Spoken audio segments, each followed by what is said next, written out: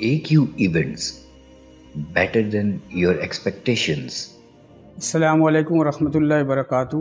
मोहतरम हुज्जाज कराम, एक और मसला जिससे कि वहाँ हुज्जाज को अक्सर वास्ता पड़ता है वो ये है कि जो साथी होते हैं वो अक्सर बिछड़ जाते हैं, चूँकि बहुत ज़्यादा रश का माहौल होता है और फिर अक्सर लोग चूँकि पहली दफ़ा गए होते हैं तो उनके लिए वहाँ मुश्किल होता है।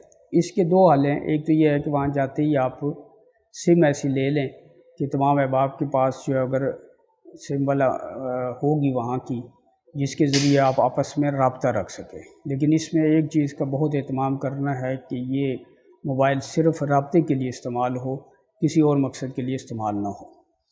दूसरा जो है वो एक अहम ज़रिया ये भी होता है कि आप जब भी जिस भी होटल में जाएं उस होटल का कार्ड लाजमन लेके अपने पास रख लें।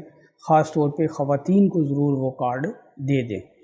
उस कार्ड पे चूँकि होटल का एड्रेस भी मौजूद होता है और होटल का राब्ता नंबर भी मौजूद होता है, तो खुदा न खास्ता अगर कहीं ऐसी सूरत हाल हो जाए कि एक दूसरे से अलहदा पता नहीं चल रहा, तो वहाँ इंतज़ामिया के जगह जगह लोग होते हैं और फिर गाइड्स भी, पाकिस्तानी गाइड्स भी, बाकी भी जगह जगह मौजूद होते हैं। किसी भी गाइड को या पुलिस वाले को दिखाएंगे तो वो उस पर एड्रेस भी मौजूद होता है और फ़ोन नंबर भी मौजूद होता है। वो किसी भी ज़रिए से रब्ता करके आपको अपने होटल में जो है वो पहुँचा सकते हैं। तो इस तरीके से आप इस मसले को काफ़ी हद तक हल कर लेंगे। एक चीज़ बहरहाल ज़रूर ज़हन में रखें और वो ये है कि चूँकि यहाँ से इतना ख़र्चा करके और इतनी तकलीफ़ बर्दाश्त करके इतने दूर जाने का मकसद जो है वो हरम मक्की यानी बैतुल्लाह शरीफ और हरम मदनी यानी मस्जिद नबवी को ज़ियारत है और ज़्यादा से ज़्यादा वक्त गुजारना है। इसी चीज़ को अपना मकसद बनाएं, अपने मामूलात इस तरह तय करें कि आपको ज़्यादा से ज़्यादा वक्त मस्जिद नबवी में और बैतुल्लाह शरीफ में गुजारने का मौका मिले। इसके लिए बेशुमार तरीके होते हैं कि वहाँ नींद पूरी नहीं करनी होती, सिर्फ सुस्ताने के लिए लेटना होता है।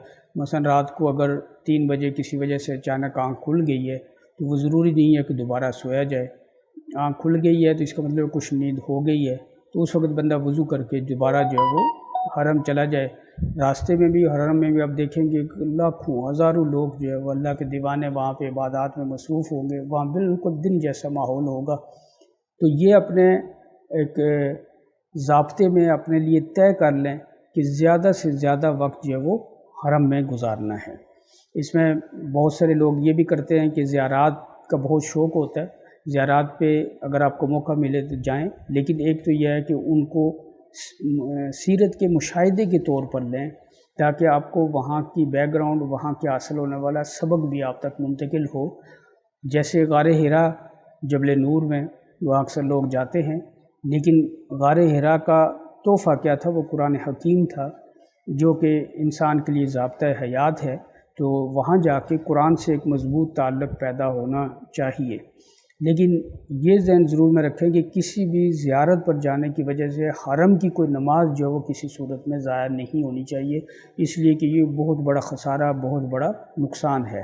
ज़ियारत में भी जाना हो तो हरम के लिए ये ज़रूरी पहले से तय रखें कि हम नमाज से पहले जो है ना वापस हरम में मौजूद हूँ और कोशिश करें कि जितना ज़्यादा से ज़्यादा मैक्सिमम वक्त आप 24 घंटे में से जितना ज़्यादा से ज़्यादा वक्त हरम में गुजार सकते हैं, चाहे आप मक्का शरीफ में हैं या मदीना शरीफ में हैं, तो ज़्यादा से ज़्यादा वक्त जो है वो हरम में गुजारें। और बहुत ज़रूरत के तहत जो वाकई ज़रूरत हो, खाने पीने के लिए है, वाशरूम के लिए है या कुछ देर आराम सस्ताने के लिए, वो हरम से बाहर आएँ। बाकी ज़्यादा से ज़्यादा वक्त जो है वो हरम में गुजारें। अस्सलामु अलैकुम वरहमतुल्लाहि वबरकातुहू।